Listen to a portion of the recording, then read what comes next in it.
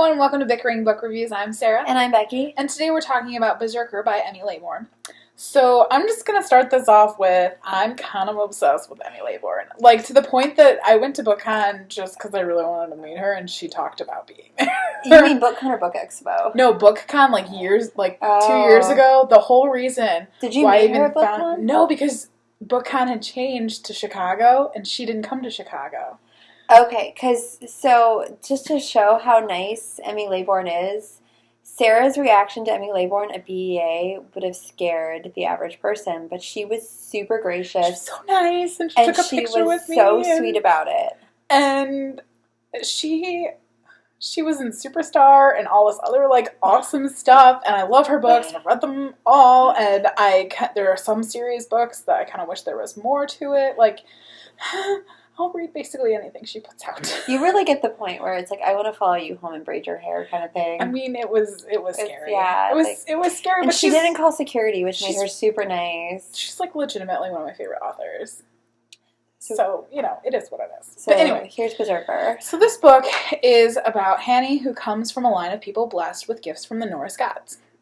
However, these gifts are considered ones of shame, especially hers. She's the Berserker. So when someone she loves is threatened, Hanny goes into this altered state, kind of comatose but not, where she, kills the threat. So it gets very deadly and gruesome.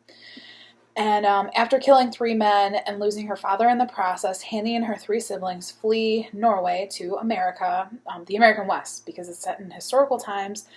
I'm thinking, turn of the century, late 1800s, early 1900s. Is that kind of... I think it's older than that. Because it was when they were developing and getting... Because they had trains. Right.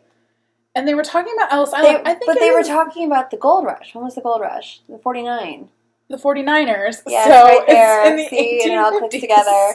So it's the 1800s. And we figured this out together. And you got to watch it. And this is why we work together. This is why we get nothing done. No, that's definitely true. We have to fit pieces together in order to make a whole picture. Anyway, so it's set in the 1800s. And they go to the American West to find some other family members who have similar powers in hopes that they will teach Hanny kind of how to control hers. They hire an American cowboy, Owen, who was just adorable, to guide them through the rough and wild American West, especially because winter is coming soon and it's dangerous, even though the Norwegians are just what are you talking about? We take ice baths for fun. But whatevs. Okay, so that's essentially what this book is about. It is. I thought it was an interesting cross-section of, Norwegian mythology mixed with the American West. I've never seen that before. It's definitely a unique book, and I feel like you don't get a lot of books for this age group with a female main character that's based in the Old West. I don't know. I feel like I haven't read any YA West books. I know there exist. I know I have read them. I just can't think of it off the top of my head. One of my only things was I felt like the narration, and it's told in the third person, and the narration felt very younger, but this book's got the violence. See, and I feel like I could definitely give this to a young teen boy, and they would just eat it up, because it is so gruesome and violent and, action. But would they want to read a book about the girl? Because it's really about Hanny. I mean... yeah, but I think there's enough Owen in it. That's and true. Enough, bloody violence that, I think that is true, because they did, you could pass it off. I liked Owen. I liked Owen a great deal. I really liked Owen. And Owen trained him. And I liked his dog. He had this dog, Daisy. He was a cattle herding dog, and I loved Daisy. And you liked his horse, yeah, yes, I liked his horse. Just adorable. I felt like the romance felt a little rushed, and it's a short book, and I could have done with 40 or 50 more pages developing that.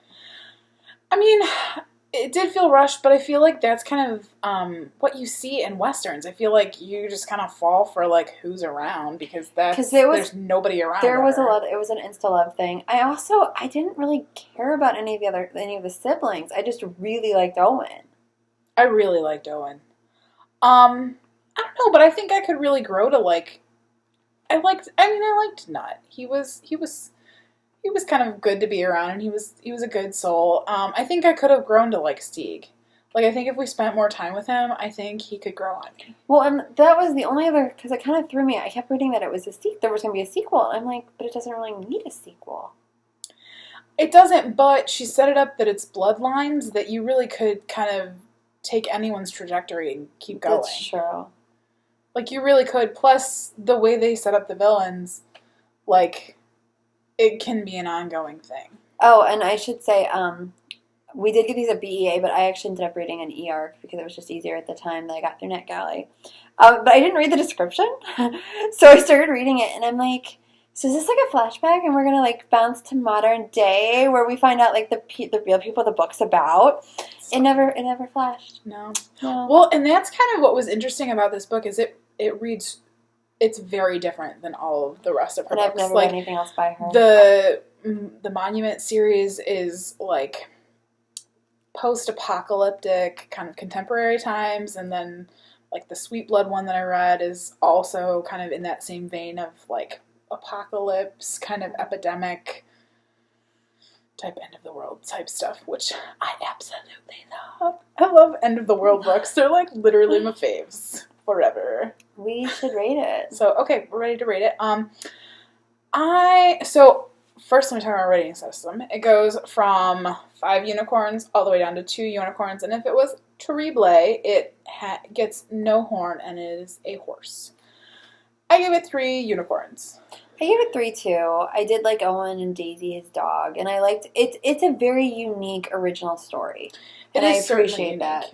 It is certainly unique. It took me some time to get into it. Yes, it's a very slow go at the beginning. I don't know if I would have picked it up on my own, but I can definitely see a population of readers really enjoying this. So, all right, that's where we're at. So we will see you next time. Bye. Bye.